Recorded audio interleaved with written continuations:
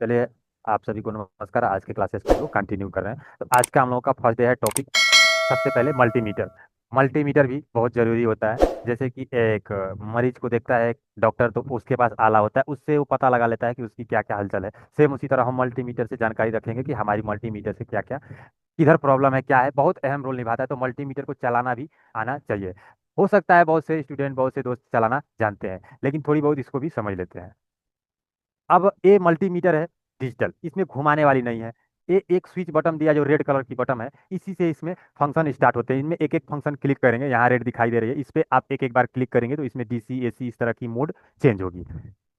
तो हम लोगों का जब मोबाइल रिपेयरिंग में होता है उसमें डीसी डायरेक्ट करंट की जरूरत पड़ती है, ना कि एसी मोड की कोई जरूरत नहीं पड़ती है। इस मल्टीमीटर में फंक्शन दिया है एसी का, बट उसमें हमें कोई यूज नहीं है, हमें डीसी का यूज लेना है।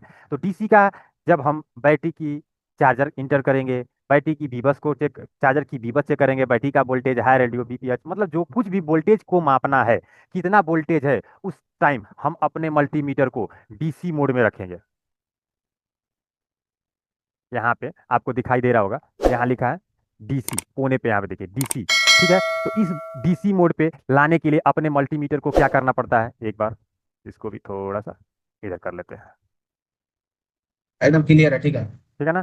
तो यहाँ से जो रेड बटन है इस पे आप क्लिक करेंगे तो इसमें मोड चेंज होगा, और जो मोड चेंज होगा यहाँ कोने में दिखाई देगा, यहाँ ऊपर में। तो पहले इसको चेंज करके देखते हैं। इस टाइम हमारी डीसी मोड पे है, तो हमें क्या करना है, इसमें जब वोल्टेज को चेक करना है तो इस मोड पे चेक करना है। अब एक बार यहाँ क्लिक करते हैं। यहाँ हमने एक बार क्लिक किया तो यहाँ लिखा है यम, और ए ओम्स लिखा है, एम ओम्स का वैल्यू होता है। तो जब इस पे एक बार क्लिक किया तो ये ओम्स मोड में चला गया। यानी अब इस बटन को जब हमने क्लिक किया, इस फंक्शन से क्या करेंगे, जो रजिस्टर होता है हम लोगों का मदरबोर्ड में लगा होता है, रजिस्टर की एक वैल्यू होती है, एक क्षमता होती है, उस वैल्यू को मापने के लिए ओम्स मोड में हमें मल्टीमीटर को रखना पड़ता है। तब जाके उस रजिस्टर को हम माप सकते हैं कि उसकी वास्तव में वैल्यू कितनी है। ठीक है ना। तो जब भी रजिस्टर को मापना है मेरे दोस्त, तो अपने डिजिटल मल्टीमीटर में ओम्स मोड में चले जाना है। और ये हम मल्टीमीटर चलाते हैं, बहुत ही मस्त है। आप जो भी चलाते हो, जो पीला वाला चलाते हैं, जो सस्ती वाली चलाते हैं, उनमें क्या करना पड़ेगा, रोटेट करना पड़ता है ओम्स में, 0 से लेके 100 ओम्स इस तरह का, 100 ओम्स, फिर किलो ओम्स, मेगा ओम, इस तरह के होते हैं। ये जो है ऑटो फोक ऑटो होता है, यानी अगर आपका ओम्स मोड में चला गया तो 0 से लेके और मेगा तक है, जितनी ये सारी वैल्यू ऑटोमेटिक एक ही बार में बना लेती है, आपको स्क्रीन में शो करा देती है। अब कितना वैल्यू है, क्या है, आगे भी हम सफर जारी रखेंगे। अभी हम समझ रहे हैं कि मल्टीमीटर को मापना है, तो इस बटन पे क्लिक करेंगे तो अपने मल्टीमीटर की जांच करेंगे कि उस मल्टीमीटर की वास्तव में उतनी वैल्यू है या नहीं। ठीक है, अब एक बार और क्लिक करते हैं इस पे, हम इस रेड वाली बटन पे। इसमें यहाँ जब हमने क्लिक किया तो कोने में हम लोगों का एक डायोड का सिंबल दिखाई दे रहा है। ये डायोड का सिंबल होता है, डायोड भी हम आपको पढ़ाएंगे। तो इस मोड से हम क्या चेक करते हैं, यहाँ लिखा है ओएल। इस मोड से हम चेक करते हैं अपना GR value, ground resistance value, reverse और फॉरवर्ड में। रिवर्स यानी उल्टी, और फॉरवर्ड यानी सीधा। रिवर्स फॉरवर्ड भी हम आगे और भी बताएंगे। इससे क्या करते हैं, जीआर चेक करते हैं, जिससे पता चलता है हमारे मदर या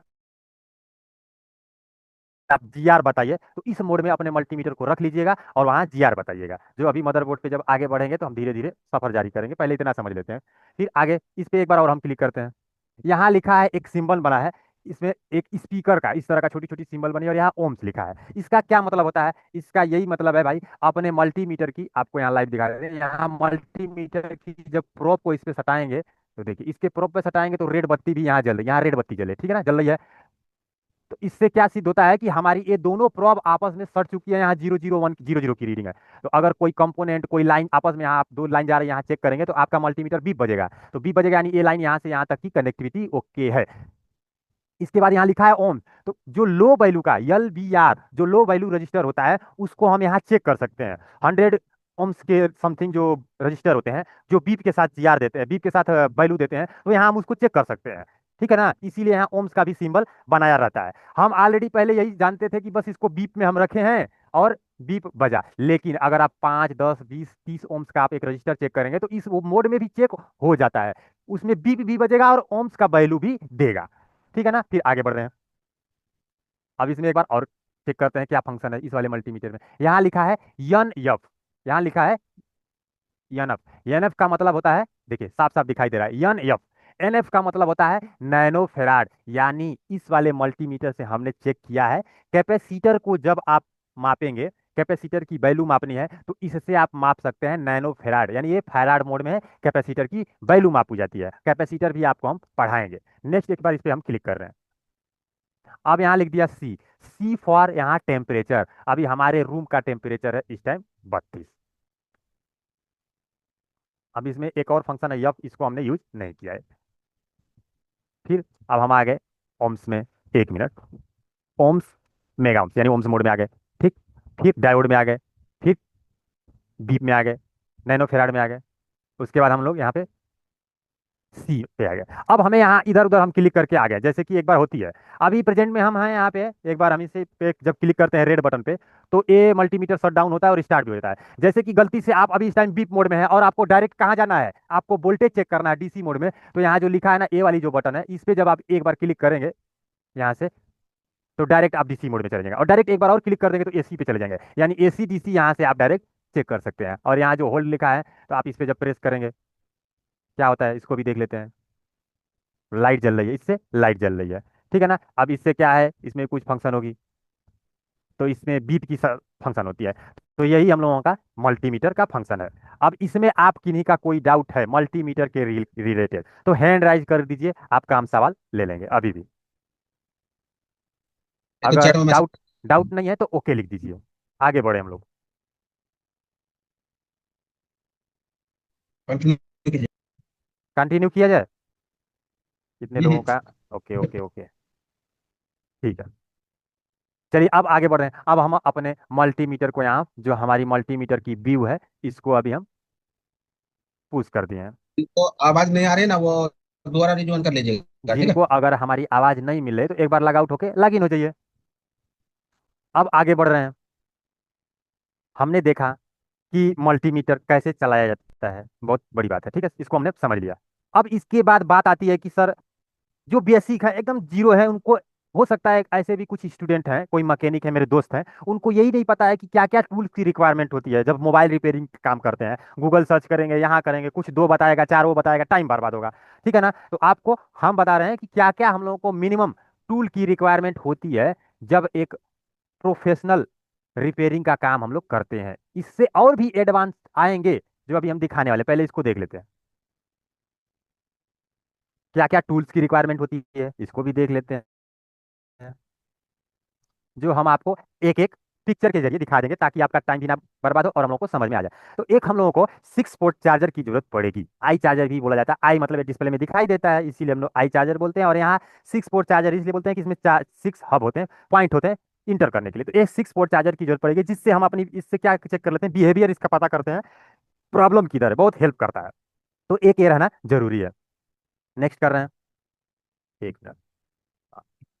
एक इस तरह की हम लोगों की वायर की जरूरत पड़ेगी। जब माइक्रो जंपर करेंगे, जब आईसी उठाएंगे, तो आईसी के अंदर जो ट्रैक जाते हैं एक लेयर से दूसरे लेयर, जो बोर्ड बनता है वो लेयर बस से बनता है, बहुत सारे उसमें लेयर बनते हैं। तो एक जगह से दूसरे जगह वो कनेक्शन जा रही है, ठीक है ना। एक वायरिंग ही होती है जो हम लोगों को नंग आंखों से दिखाई नहीं देती है, जो ई मासिंग कर दिया जाता है। तो उसमें अगर एक कट जाएगा तो माइक्रो जंपर करने के लिए हमें जरूरत पड़ती है। तो इस तरह का आपको एक ले लेना है।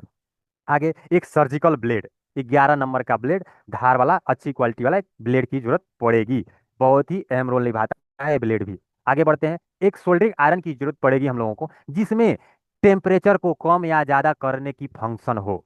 आप चाहें तो T12X ले सकते हैं, D+ ले सकते हैं, उससे एडवांस 10 20 15 हज़ार जो भी है ले सकते हैं। मिनिमम आपको इतना रिक्वायरमेंट है कि उसमें रोटेट करने वाला ऑप्शन हो, कि आप जब टेम्परेचर 200 300 400 सेट करें तो वो एक्यूरेट टेम्परेचर आयरन की टिप पे हो। बहुत रोल निभाता है जब हम आईसी वर्क करते हैं, तो आईसी की पैड और आईसी में टेम्परेचर का बहुत रोल होता है, ठीक है ना। तो आप इस तरह का एक सोल्डरिंग आयरन ले लेंगे। आगे बढ़ रहे हैं। चाहे तो आप इसको ले सकते हैं या एक्स को ले सकते हैं, इनमें दो हमने लगा रखा है। इसके बाद हम लोग को एक डीसी मशीन की जरूरत पड़ेगी, डीसीपीएस, डीसीएसएमपीएस की जरूरत पड़ेगी। ये क्या है भाई, ये एम्पियर कंजप्शन देता है और आउटपुट वोल्टेज देता है। बहुत ही रोल निभाता है हम लोग को मोडेड मोबाइल सोल्यूशन में। आउटपुट जितना सेट करेंगे उतना आउटपुट होता है, और एम्पियर जितना सेट करेंगे उतना एम्पियर निकलता है। कितना निकलता है, जीरो से लेके जो कोराड की 5 एम्पियर के 10 एम्पियर के भी आती है। तो अगर आपके पास पहले से 5 एम्पियर वाली है तो बेस्ट आप इसी पे काम करें। नया लेना है तो आप 10 एम्पियर वाला ले लीजिए, क्योंकि कभी भी देखिए, हम इस पढ़ाई की बात, अभी जो आप पढ़ रहे हैं इसकी बात हम नहीं कर रहे, भविष्य में कुछ भी आप अपडेट कर रहे हैं अपने आप को, कुछ भी नॉलेज ले रहे हैं, कुछ भी सामान खरीद रहे हैं, तो सबसे लेटेस्ट जो जमाने में चल रही है उसको लेना चाहिए। कंपेयर करके पुराने से नए में अगर फीचर नया है तो उसको लेना चाहिए, क्योंकि हमें पछतावा ना हो कि हमने पुराना ले लिया, नया फीचर लेना चाहिए, ठीक है ना। तो इस तरह की हमें कोराड मशीन एक ले लेना है, किसी भी का ले सकते हैं, कोराड की नहीं, और भी कंपनी की आती है, आप उसको भी ले सकते हैं, जिसको हम यूज कर रहे हैं उसको हम दिखा दिए हैं। आगे बढ़ रहे हैं। चाहे तो आप सुगोन का लीजिए, ये 10 एम्पियर की है, ठीक है ना। तो इसमें क्या है कि चार्जर 4G 1 2 3 4 है, और कोई 5 की भी आती है जो लेटेस्ट आ रही है। इस तरह का आपको एक बिग वायर की जरूरत पड़ेगी, डिशोल्डर वायर की जरूरत पड़ेगी, जिससे हम जब आईसी वर्क करेंगे तो ये रोल निभाएगा। तो आपके स्क्रीन पे मिल ही रहा है, जब आईसी वर्क करेंगे तो फिर भी एक बार और दिखाएंगे, देखिए इसी से हम ये काम कर रहे हैं। जब सोल्डिंग जो हम लोग का पीपीडी होता है उससे इसमें पैड में निकाल के इसको उठा लेते हैं, तो जब काम करेंगे तो आप लाइव देखेंगे ही। आगे बढ़ रहे हैं। एक फ्लक्स की जरूरत पड़ेगी, चाहे तो ये सस्ती है EV 559, इससे भी काम कर सकते हैं, या आप किसी और कंपनी का भी ले सकते हैं। हम इसका भी यूज करते हैं, एक एमआओ का आता है जो ट्रांसपेरेंट है, पूरी क्लियर है, उसमें कोई स्मोक नहीं आता, और इसमें भी नहीं आता है। तो कम बजट है तो इसको ले लें, नहीं तो और भी कुछ ब्रांडेड आते हैं, आप ले सकते हैं, मतलब कि फ्लक्स की जरूरत पड़ेगी। अब हमें एक इस तरह की क्लॉथ हीटिंग टेप की जरूरत पड़ेगी। जब हम एक आईसी वर्क करेंगे, बगल में कोई कनेक्टर रहेगा, दूसरी आईसी रहेगी, उसको बचाने के लिए, सेफ करने के लिए हम इस कॉटन क्लॉथ है, हीटिंग क्लॉथ जो कपड़े के का रहता है, इसको हम क्या करेंगे, यूज में लेंगे।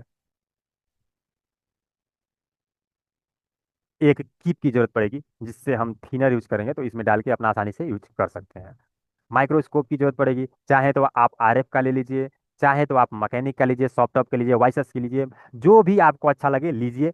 मतलब माइक्रोस्कोप रहनी जरूरी है। माइक्रोस्कोप में क्या होता है, अगर आप शुरू शुरू में लेना चाहते हैं तो भाई कम पैसा है तो बिना कैमरे वाला लीजिए। एक कैमरा का फंक्शन होता है, एक विदाउट कैमरा का, विदाउट मतलब बिना कैमरा, उसमें कैमरा सेट नहीं होगा, आपके कंप्यूटर में शो नहीं करेगा, तो आप उसको ले सकते हो, सस्ता मिलता है। और जो कैमरा वाला होता है तो थोड़ा महंगा होता है, आपको जो इच्छा लगे आप ले लीजिए।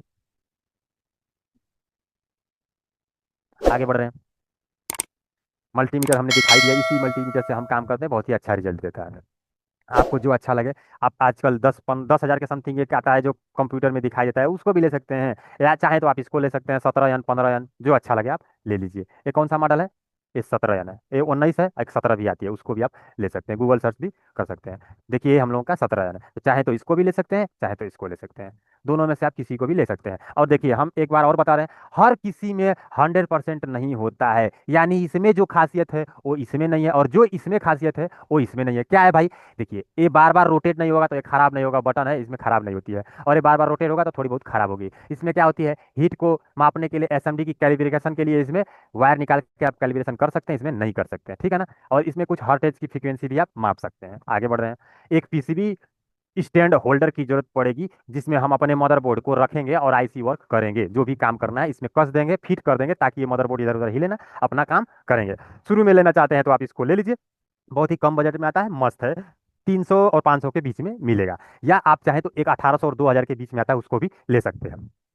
नहीं तो आप इसको लिए हैं, पहले शुरू में काम कर रहे हैं, तो आप इसी को लीजिए, कोई बहुत जरूरी नहीं है उसको लेना, बस उसको कलर कर दिया गया, ऊपर से थोड़ी सी मॉडिफिकेशन कर दी गई है। पीपीडी की जरूरत पड़ेगी, पीपीडी, इससे हम आईसी रिबोलिंग करेंगे, फिक्स करेंगे, और भी बहुत सारी जरूरत पड़ती है। तो पीपीडी क्या क्या हमें मेन रिक्वायरमेंट है, जो इस साइड दिखाई दे रही है, 138 एक ए पीपीडी ले लीजिए, और एक 183 का पीपीडी, ये दोनों तो जरूर ले लीजिए। अगर आपके पास बजट है तो 217 और 200 158 भी ले सकते हैं, नहीं है तो इन दोनों को तो जरूर से जरूर लेना है। धीरे धीरे आप शुरू में इसी को लीजिए, धीरे धीरे आपका हैंड स्किल मजबूत हो जाएगा, या काम कर रहे हैं मजबूत हो जाएगा, तो आप 217 पे भी काम कर सकते हैं। शुरू में करेंगे तो इससे प्रॉब्लम होगी आपको। उसके बाद एक रोजिन की डीबी में रोजिन आता है, इस तरह की रहती है, आप ये भी ले लीजिए। ये भी बहुत सारे ब्रांड का आते हैं, हमने बस इसको एक पिक्चर के जरिए दिखा दिया है, ताकि आपको कोई कंफ्यूजन ना हो। हम लोगों का एक टूल्स की जरूरत पड़ती है, जिससे आईसी को हम इसमें, आईसी की और जो बोर्ड होता है इसमें शेप में हम इंटर करते हैं, और आईसी को ओपन करते हैं, फिर ग्लू होता है, कट करते हैं। शुरू में आप इसको लीजिए, अगर पहले से आप और कुछ चला रहे हैं तो बहुत अच्छी बात, नहीं तो इसी को ले लीजिए, आपका काम बन जाएगा। हम इसको भी यूज करते हैं, और भी यूज एक दो करते हैं, जो क्लास में हम जब आगे बढ़ेंगे तो दिखा देंगे। एसएमडी मशीन की जरूरत पड़ेगी, जो कि 857DW+ है, ये सूट गन है, थोड़ी तुरंत गर्म फेंकती है, हवा फेंकती है, और तत्काल काम करती है, लेकिन ये भी मस्त है। लेना चाहते हैं तो आप इसको ले सकते हैं, बहुत ही अच्छा काम करते हैं, हम इससे करते हैं। उसके बाद एक और है हम लोगों का ए, जो 15 और या 16 और 20 के बीच में मिलेगी।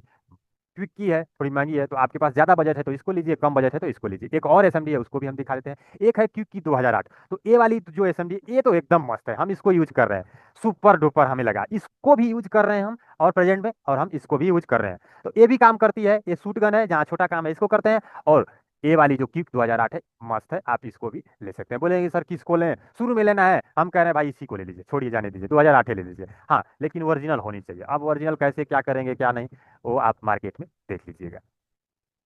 एक हम लोगों को रंगा वायर की जरूरत पड़ेगी, जब हम कोई वायर को जंपर करेंगे यहाँ से वहाँ लेके जाएंगे तो हम लोग को इसकी जरूरत पड़ेगी, एक इसको भी ले लेना है।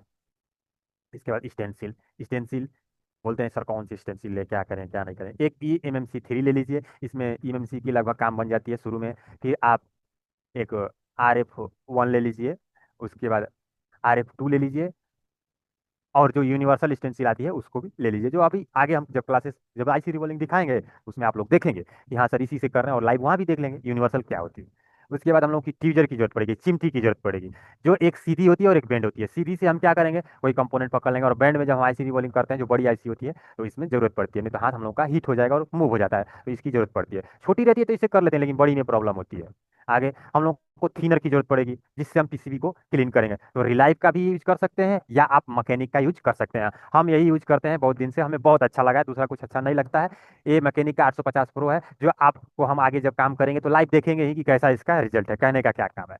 और कुछ लोग डिको थिनर और पेट्रोल, जिनको जो सुविधा लगती है करते हैं, हमें ये अच्छा लगता है, हम इसी से करते हैं।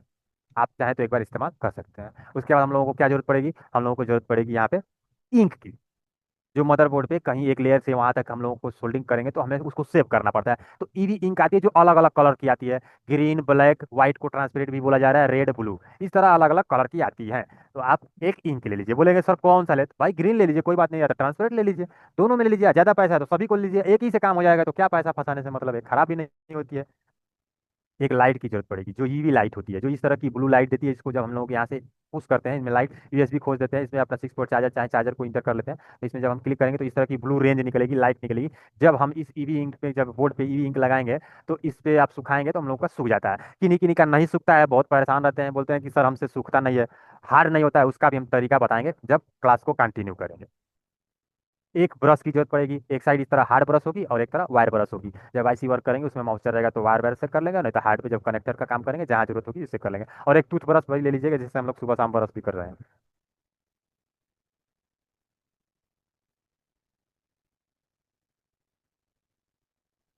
तो अब हम लोगों का मिनिमम इतना टूल है, इतना से काम चल जाएगा। और भी बहुत सारे लेटेस्ट एडवांस बहुत कुछ टूल आ रहे हैं, धीरे धीरे जब आप सफर जारी करेंगे जैसे जैसे रिक्वायरमेंट होगी आप खरीदते रहिएगा। तो इनमें भी अभी किन्हीं को, अरे राकेश जी ये क्या कर रहे हैं,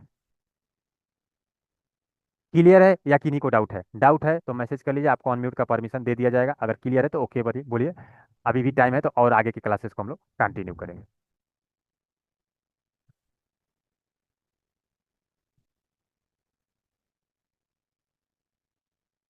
आवाज़ मिल रही है तो थोड़ा मैसेज करिए कि सर आगे कंटिन्यू करिए।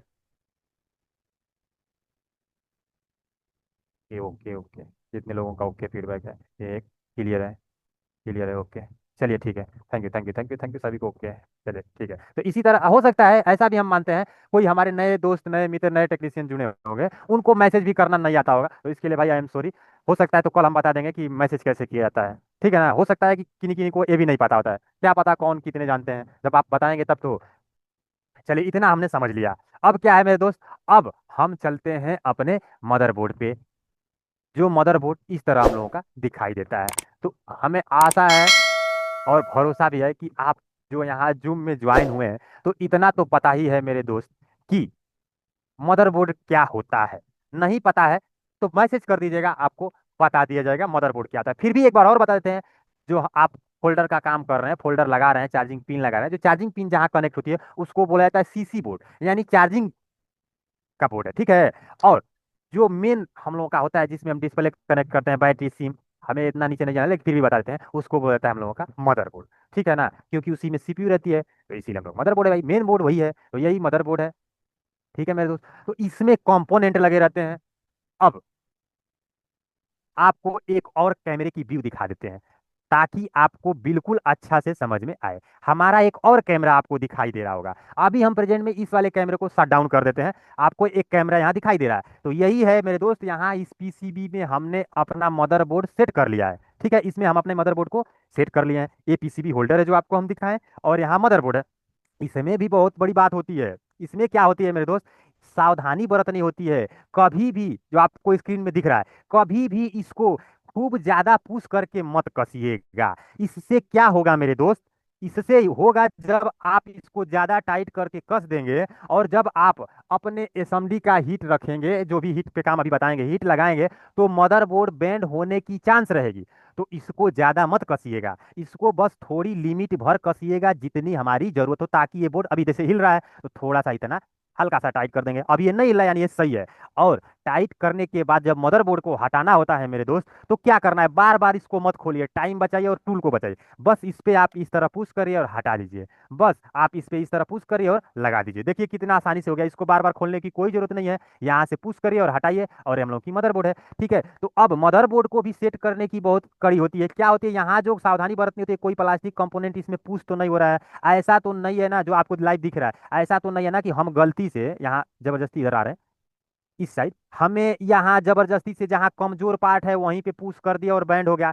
सबकी सावधानी बरतनी पड़ती है। तो उम्मीद है कि अब आप बोर्ड पे अच्छे तरह से पीसीबी होल्डर में अपने बोर्ड को सेट कर लेंगे। अब इसमें यहाँ लगा है कंपोनेंट, इन कंपोनेंट की बारे में हम बताएंगे आगे धीरे धीरे। देखिए यहाँ आईसी लगी है, कनेक्टर है, तो धीरे धीरे हम बढ़ेंगे तो पहले छोटे छोटे पार्ट को समझेंगे। जैसे कि हम लोगों का घर बनता है, तो घर में क्या क्या मटेरियल लगता है हमें जानना जरूरी होता है, तब ना हम लोगों का घर बनेगा, एक महल बनेगा, 10 मंजिली 20 मंजिली हो, कितना हो की बने। तो उसी तरह इसमें भी किस किस कंपोनेंट लग के, क्या क्या कंपोनेंट से ये सर्किट बना है, इसकी जानकारी हमें रखनी पड़ेगी। इसकी जांच कैसे करनी है, मदरबोर्ड वास्तव में लगा हुआ है, इसमें जो कंपोनेंट, ये कंपोनेंट सही है या खराब है, इसकी जांच करनी भी तो हमें आना चाहिए। तुक्के में तो नहीं ना बदलेंगे कि हो सकता है खराब होगा, हो सकता है अच्छा होगा, ऐसा नहीं होता है मेरे दोस्त। हमें जानकारी रखनी पड़ती है। तो यहाँ पे जो हमारा माउस दिख रहा है, यहाँ पे हम लोगों का रजिस्टर जो इस तरह का है, रजिस्टर, रजिस्टर और भी प्रकार के होते हैं, तो यहाँ जो है रजिस्टर है। अब इस रजिस्टर को पहले पढ़ लेते हैं, फिर लाइव यहाँ देखेंगे एक बार और। ठीक है ना, पढ़ लेते हैं कि इनमें क्या क्या होती है, इनकी थोड़ी सी अंदर की बात समझ लेते हैं। ये आपको बता दिया कि मल्टीमीटर से ऐसे इसको मापा जाता है। ठीक है, मल्टीमीटर से ऐसे मापा जाता है, लेकिन इसमें क्या क्या ओम्स होते हैं, क्या क्या वैल्यू होते हैं, ये भी जानकारी हमें जाननी जाननी पड़ती है, ये भी जानना हमें जरूरी है। चलिए, अब हम आ गए अपने रजिस्टर पे। तो इस तरह का हम लोग का रजिस्टर दिखता है, जो अभी आप लाइव देखे हैं, है ना, इस तरह की रजिस्टर होती है, हम लोग मदरबोर्ड पे देखे हैं। तो यहाँ रजिस्टर है, रुकिएगा। रजिस्टर भी दो। हाँ। हाँ जी। एक सेकंड। इनमें से एक बार पूछिए कि कितने लोगों को पता है रजिस्टर के बारे में। तो माइक रिकॉर्डिंग को पुश कर लीजिए। एक सबक मैसेज डालिए चैट में, कितने लोगों को पता है। तो वेट करिए, हो सकती है आपको जितना पता है उसमें से कुछ परसेंट और आपकी नॉलेज गेन हो जाए। ठीक है ना कुछ जरूर मिल जाएगा, तो इसको भी पढ़ लीजिए। और आपके भी क्लासेस दिए जाएंगे, धीरे धीरे एडवांस में बढ़ेंगे। ऐसा नहीं, हम शुरू से ही वादा किया है कि हम बेसिक से लेके चलेंगे और आगे बढ़ेंगे।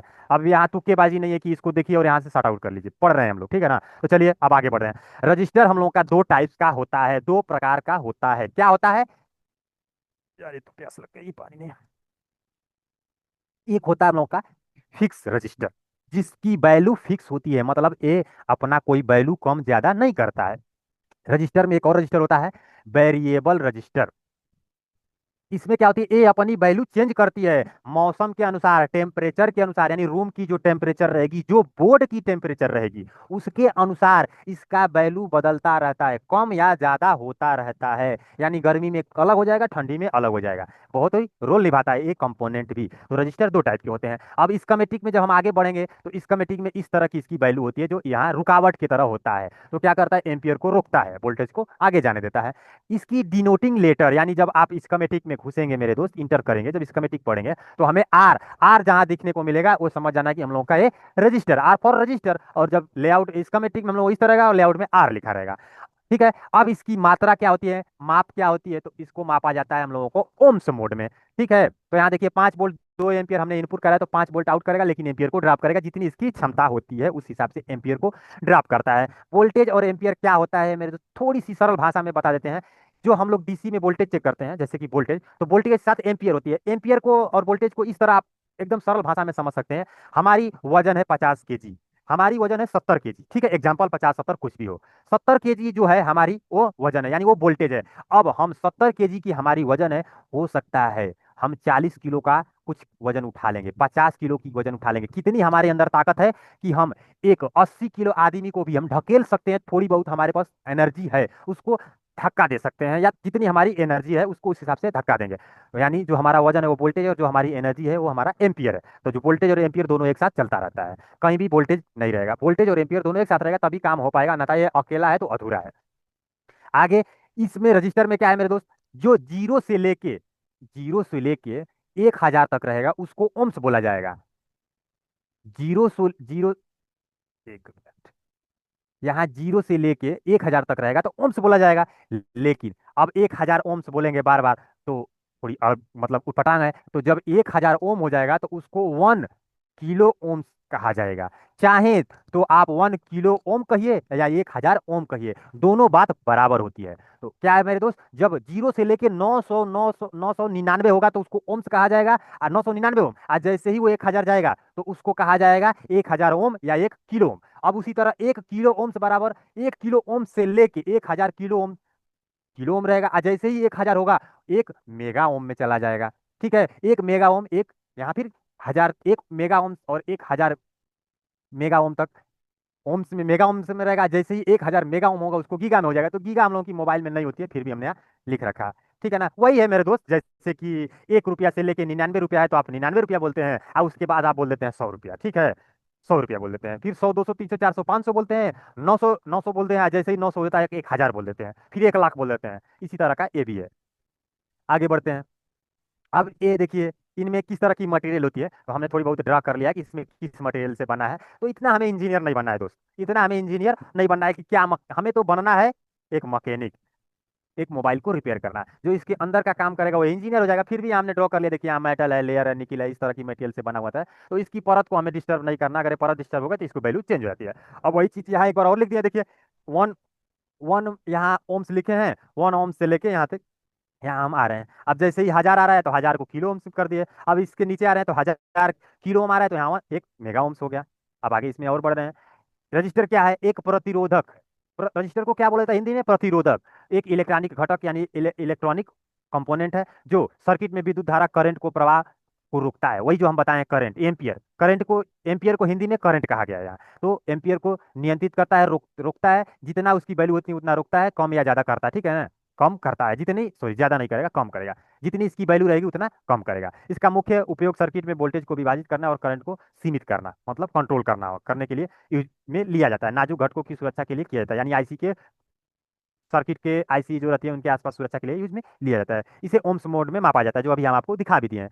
इसमें रजिस्टर के मुख्य उपयोग फिर एक बार और लिख दिए, वही चीजें, सर्किट में बहने वाली करंट को कम या ज्यादा कर सकता है, एलईडी को खराब होने या आईसी को खराब होने से बचाता है, जो लाइट इमिटिंग डायोड, एलईडी यानी लाइट इमिटिंग डायोड, इस तरह के कंपोनेंट है। कहीं कहीं ये फ्यूज का तरह काम करता है, जो 0 ओम्स का रजिस्टर होता है फ्यूज की तरह काम कर जाता है। आगे, अब हम जब देखे हैं यहाँ पे पढ़े हैं तो है, हमने पढ़ा है कि यहाँ दो है, देखिए, एक है पीटीसी, एक एनटीसी। पीटीसी का फुल फॉर्म है पॉजिटिव टेम्परेचर कोफिशिएंट रजिस्टर, और एनटीसी का नेगेटिव टेम्परेचर कोफिशिएंट। तो कोई नहीं, पहले आप देखे हैं पीटीसी तो पहले पीटीसी ही पढ़ लीजिए, नहीं तो हो जाएगा आप लोगों को कंफ्यूजन कि सर आप हमें पीटीसी, कोई बात नहीं, पहले एनटीसी देख लेते हैं, इधर हो चाहे ऊपर हो चाहे नीचे हो, पढ़ने से मतलब है, ठीक है ना। तो यहाँ देखिए एनटीसी टेम्परेचर, एनटीसी की फुल फॉर्म हमने लिख रखा है निगेटिव टेम्परेचर कोफिशिएंट थर्मिस्टर, इसको थर्मिस्टर बोला जाता है, ठीक है ना। अब ये क्या है एनटीसी, इसका भी फिर एक बार और फुल फॉर्म हमने लिख रखा है। थर्मिस्टर एक तापमान संवेदनशील प्रतिरोधक है, जिसका प्रतिरोध तापमान बढ़ने पर घटता है। यानी कहने का मतलब है, जब गर्मी आएगा, जब आपका मदरबोर्ड धूप में जाएगा, आपका मोबाइल गर्मी के अकॉर्डिंग जाएगा, धूप में जाएगा, तो जो ये रजिस्टर रहेगा इस रजिस्टर की वैल्यू घट जाती है। इसका उपयोग मुख्य रूप से तापमान सेंसर जैसे लाइनों में किया जाता है। डिवाइडर सर्किट में हम लोग टेम्परेचर का यूज कर लेते हैं एनटीसी का। इस कंपोनेंट को हम दिखाएंगे अभी, और इसकी हम जांच करके भी दिखा देंगे।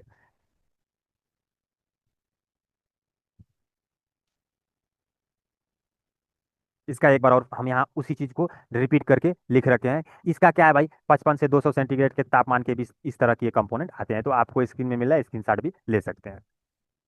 विशेषताएं, तापमान बढ़ने पर प्रतिरोध कम, वही चीजें यहाँ एक बार और लिख दिया हमने। तापमान बढ़ने पर यानी गर्मी होने पे इस रजिस्टर की वैल्यू घट जाती है, ठीक है ना। और ठंडी आएगा तो बढ़ जाएगा, कितना बढ़ेगा, जितना इसका लास्ट रहेगा। यानी 100 का है तो गर्मी आएगा तो 55 हो जाएगा, और ठंडी होगा तो 70 के समथिंग, 65, 70, 85 इस तरह के समथिंग चला जाता है, ऊपर नीचे होता रहता है। अब ये कहाँ लगा रहता है, तो ये हम लोगों का मदरबोर्ड में कभी एलसीडी कनेक्टर के बगल में लगा रहता है, कभी 4GPA के बगल में रहता है, इस तरह का होता है, चपटा होता है। जो रजिस्टर होता है थोड़ा सा उससे उठा हुआ रहता है। जो नॉर्मल रजिस्टर है ना, जो एनटीसी और नॉर्मल रजिस्टर, इनमें क्या फर्क होती है, ये थोड़ी सी दबी हुई रहती है, मतलब चपटी रहती है, और थोड़ा सा ये उठा हुआ रहता है, जो मदरबोर्ड में भी हम दिखा भी देंगे। नेक्स्ट कर रहे हैं। इसका सिंबल इस तरह की सिंबल होती है, जब स्कीमेटिक देखेंगे तो इस तरह की इसमें सिंबल होती है, इस तरह करके और कट दिया रहता है। अब उसके बाद पीटीसी, पॉजिटिव टेम्परेचर कोफिशिएंट, ये कहाँ लगा रहता है मेरे दोस्त, जो आप बैटरी की बीएमएस है, बीएसएम मतलब बैटरी मेजरमेंट सर्किट जो होती है, उसके ये जो सर्किट है ना, इसको बीएमएस सर्किट बोला जाता है। बैटरी मेजरमेंट सर्किट क्या करती है, बैटरी की देख रेख करती है। तो इसके अंदर जो जीरो जो रजिस्टर होता है, जिसको आप जंपर लगा के 200 300 400 500 रीस्टार्ट होता है, शट डाउन होता है, लेते हैं, ये रजिस्टर है पीटीसी, पॉजिटिव टेम्परेचर कोफिशिएंट। ये क्या होता है भाई, ये भी एक तरह का थर्मिस्टर होता है, बट ये क्या होता है, ये प्रतिरोध यानी रजिस्टेंस तापमान बढ़ने पर बढ़ता है, उल्टा काम कर, जैसे गर्मी होगा वैसे ही बढ़ता जाएगा। वो क्या करता है, गर्मी में घटता है, गर्मी में बढ़ता है, ये उल्टा काम कर रहा है बस, ठीक ना। इसका मुख्य उपयोग वही ओवर वोल्टेज करंट सुरक्षा के लिए यूज में किया जाता है। फ्यूज और तापमान सेंसर हीटिंग तत्वों के लिए गर्म होने पर करंट को रोक देता है। इसका काम होता है, जब जैसे ही गर्म होगा इसका वैल्यू बढ़ेगा, अब वैल्यू बढ़ेगा तो आगे की सर्किट को रोक देगा, ठीक है ना। अब सेंस रजिस्टर क्या होता है भाई, तो सेंस रजिस्टर जो बैटरी की सर्किट में हम लोगों को लगा रहता है, जिससे हम लोग बैटरी की परसेंटेज को मापते हैं, गेज करते हैं, तो यही सेंस रजिस्टर होता है। कहीं व्हाइट और ब्लैक कलर का होता है, दोनों साइड हमने दिखा दिया है। अब इसमें क्या होती है, बैटरी की ये ओम्स मोड में इसको भी मापा जाता है, और बैटरी की फीडबैक की बताता है कि बैटरी कितनी एम्पियर से चार्ज हो रही है, कितना हम लोगों का परसेंटेज है, कितना नहीं है। ये बहुत ही रोल बात है, जो एम्पियर को मापता है। यहाँ बैटरी में ये लगा हुआ रहता है। अब नेक्स्ट कर रहे हैं, इसमें और कुछ है तो अभी हम लोग का टाइम हो गया है, तो जो वोल्टेज डिवाइडर सर्किट है कल पढ़ाएंगे। तो आज के क्लासेस को यही एंड कर देते हैं। एमडी सर पुश कर दीजिए, अभी कुछ आप लोगों को इस क्लास